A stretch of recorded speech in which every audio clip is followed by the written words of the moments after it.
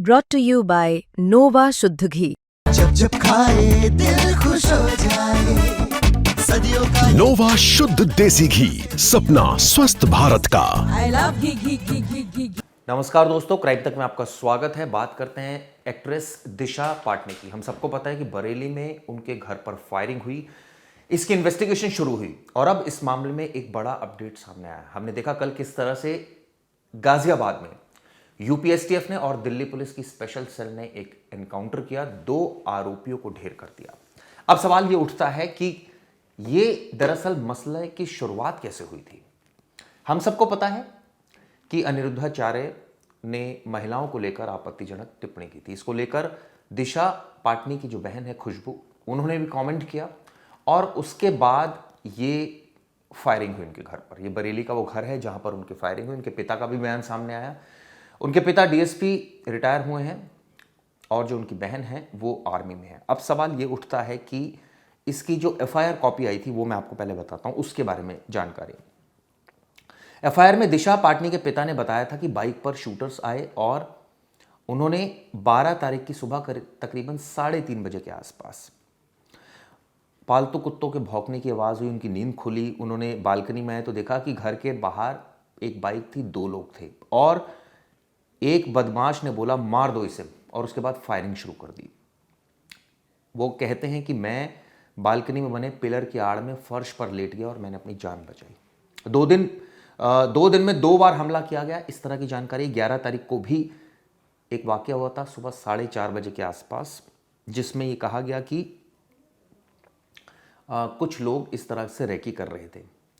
अब सवाल ये उठता है कि जिन आरोपियों का ये एनकाउंटर हुआ है और जिन 2 आरोपियों की इसमें मौत हुई है, वो आखिर थे कौन। आपको बता दूं, दरअसल वो आरोपी जो थे वो ये कहा जा रहा है कि शूट आउट में शामिल थे। इसी के बेसिस पर एक आरोपी रोहतक का रहने वाला, एक सोनीपत का रहने वाला है। इन दोनों का एनकाउंटर किया दिल्ली पुलिस की स्पेशल सेल ने और जॉइंट ऑपरेशन हुआ यूपीएसटीएफ और कुछ इनपुट हरियाणा पुलिस के पास भी था। इसके बेसिस पर घात लगाकर इन बदमाशों ने जब पुलिस पर फायरिंग की तो जवाबी कार्रवाई में दोनों बदमाश ढेर हो गए। लेकिन सवाल यह उठता है कि ये जो बदमाश थे, इनका क्या रोल था, इनके नाम क्या थे। बताता हूं आपको पूरी जानकारी। दरअसल जो दोनों शूटर्स थे, एक का नाम था रविंदर जो कि रोहतक का रहने वाला, एक का नाम था अरुण जो कि सोनीपत का रहने वाला। इनकी तस्वीर भी आप देख रहे हैं। दरअसल ये बताते हैं कि सोनीपत एसटीएफ की टीम ने गाजियाबाद की ट्रोनिका सिटी में इनको मार गिराया। हालांकि अब इस पूरे मामले की जांच की जा रही है, डिटेल में इन्वेस्टिगेशन की जा रही है। लेकिन सवाल ये उठता है कि क्या ये वाकया सिर्फ इतना था। इसके बाद रोहित गोदारा और जो गोल्डी बरार है, उस ग्रुप ने ये क्लेम किया कि ये उनके शूटर्स थे। दरअसल अनिरुद्धाचार्य के खिलाफ जो बयान खुशबू ने दिया था, उसके बाद इन्होंने कहा कि इन्होंने गुर्गे भेजे, इस तरह की जानकारी निकल कर आई और इन्होंने फायरिंग की। अब इनकी मौत हो गई तो इनको ये लोग पोस्ट करके शहीद बता रहे हैं। खैर, इसको लेकर जांच आगे बढ़ रही है। अभी भी इसमें कुछ आरोपी फरार हैं। एक का नाम नकुल बताया जा रहा है, एक का नाम अभी साफ नहीं हो पाया है। इन दोनों की भी तलाश की जा रही है। ऐसा कहा जा रहा है कि 2 इंसिडेंट्स हुए थे 2 दिनों में, यानी 11 तारीख को और 12 तारीख को। दोनों अलग अलग इंसिडेंट में जो फायरिंग इंसिडेंट्स थे उनमें कई बदमाश शामिल थे, जिनमें अभी 2 का, जैसे मैंने आपको नाम बताया, उनका तो एनकाउंटर कर दिया गया है, लेकिन 2 के बारे में अभी कोई सटीक जानकारी नहीं मिली है। तो देखना होगा इनके बारे में जानकारी पुलिस को कब तक मिलती है। इनके पास से जगाना पिस्टल मिली है, जो आरोपी जिनका एनकाउंटर हुआ है, और हम सबको पता है कि इस पिस्टल का इस्तेमाल अतीक वाले केस में भी हुआ था जब अतीक को मारा गया था। इसके अलावा इस पिस्टल का इस्तेमाल जो है वो लॉरेंस गैंग करता है, ये भी जानकारी निकलकर सामने आ रही है। कई बार इस पिस्टल की चर्चाएं हो चुकी हैं। आपको बता दें, फायरिंग करने वाले दोनों शूटर के एनकाउंटर के बाद जो गैंग का लीडर है रोहित गोदारा, उसने धमकी दी है। उसने फेसबुक पर लिखा है कि हमारे जो 2 शूटर मारे गए हैं, हम उसका बदला लेंगे। यह एनकाउंटर हमारे जीवन की बहुत बड़ी क्षति है। ये ढेर नहीं हुए, ये शहीद हुए। इस तरह की बात कही जा रही है। आपको बता दें 11 और 12 को बरेली में एक्ट्रेस के घर पर फायरिंग हुई थी। इस मामले में यूपीएसटीएफ, हरियाणा, दिल्ली पुलिस ने ये एनकाउंटर किया है। आपको बता दें जो 2 शूटर्स जो अभी भी फरार बताए जा रहे हैं, 11 सितंबर की जिन्होंने फायरिंग की थी, वो शूटर है बागपत का निवासी है नकुल और एक का नाम विजय है जो अभी फरार बताए जा रहे हैं। तकरीबन सुबह 10:22 पर आज रोहित गोदारा की तरफ से एक फेसबुक पोस्ट आया। सनातन की हार हुई है, इस तरह की बातें लिखी। सनातन धर्म की आड़ में धंधा चल रहा है, इस तरह की बात लिखी गई।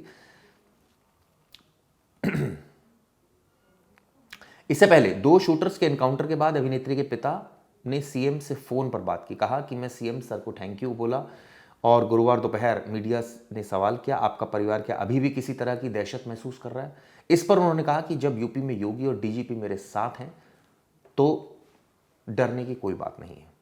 दरअसल बरेली की जो एसपी है उन्होंने बयान दिया कि गुरुवार सुबह एनकाउंटर को लेकर उन्होंने एक प्रेस कॉन्फ्रेंस की। वो मीडिया कर्मियों को उस होटल पर ले गए जहां शूटर्स रविंदर रुका था। इससे पहले इंटीग्रेटेड कमांड कंट्रोल सेंटर की फुटेज भी दिखाई उन्होंने। दरअसल एक्ट्रेस के घर फायरिंग के बाद बरेली पुलिस ने शहर में करीबन 1300 सीसीटीवी को खंगाला था। आप सोचिए, उसके बाद जब जांच हुई तो कई खुलासे हुए और कड़ी दर कड़ी जोड़ते हुए स्पेसिफिक इंफॉर्मेशन मिली कि बदमाश गाजियाबाद की ट्रॉनिका सिटी में है। इसके बाद वहां उनको ललकारा गया, बदमाशों ने फायरिंग की और जवाबी कार्रवाई में बदमाश ढेर हो गए। यह भी पता चला है कि 9 सितंबर को फायरिंग का मुख्य जो आरोपी है रविंद्र, वो बरेली के सिकलापुर में रोडवेज बस स्टैंड के पास प्रीत पैलेस होटल में ठहरा था। यहां रविंद्र सीढ़ी पर मोबाइल चलाते हुए दिखाई दे रहा है। यहां वो 2 दिन रुका था। 11 को यहां से उसने चेकआउट कर दिया था। 12 को उसने फायरिंग की। 9 सितंबर को अरुण रेलवे स्टेशन के पास हिंद गेस्ट हाउस में रुका था। इस तरह की जानकारी भी निकल कर आ रही है। बाकी 2 बदमाश यहां से करीब 50 किलोमीटर दूर रामपुल के आसपास रुके थे। इनकी लोकेशन पुलिस ने ट्रेस कर ली है। आपको बता दें, रोहित गोदारा पर 1 लाख का इनाम रखा हुआ है। ऐसा कहा जाता है कि वो विदेश में है। अब इस घटना को लेकर कई सवाल खड़े हो गए हैं। ये वीडियो कैसे लगी बताइए। धन्यवाद।